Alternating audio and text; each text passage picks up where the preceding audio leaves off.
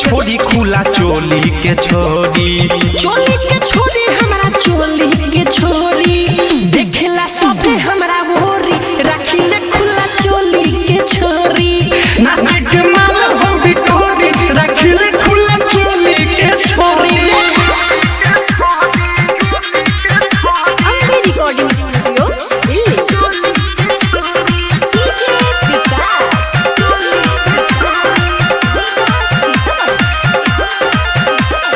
बानिया rickshaw के माल number 1 के कमर हिलाइले हम बने थन के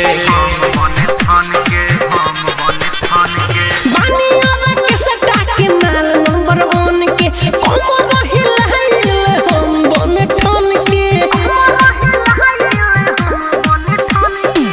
माडिले आँख थोड़ी थोड़ी रे माडिले आँख थोड़ी थोड़ी रखिले खुला चोली के छोड़ी नाची के माल हो बिटोरी रखिले खुला चोली के छोरी।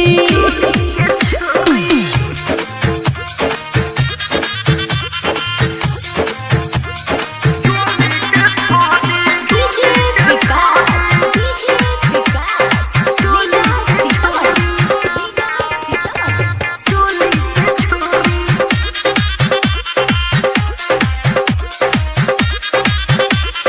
जहवा हम जाइले सारा परात के चूमेला तरसेला लोग हमारा हाथ के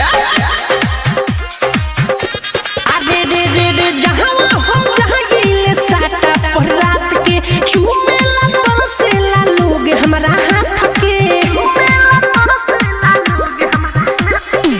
प्रेमी औध सवाया गोटी रे प्रेमी औध सवाया गोटी रखिले खुला चोली के छोड़ी मिठुरा के सोचिया घोरी रखिले खुला चोली के छोरी। नाच के माल हम बिटोरी रे नाच के माल हम बिटोरी रखिले खुला चोली के छोड़ी नाची के माल हो बिटोरी रखिले खुला चोली के छोरी। चोली के छोड़ी खुला चोली के छोड़ी।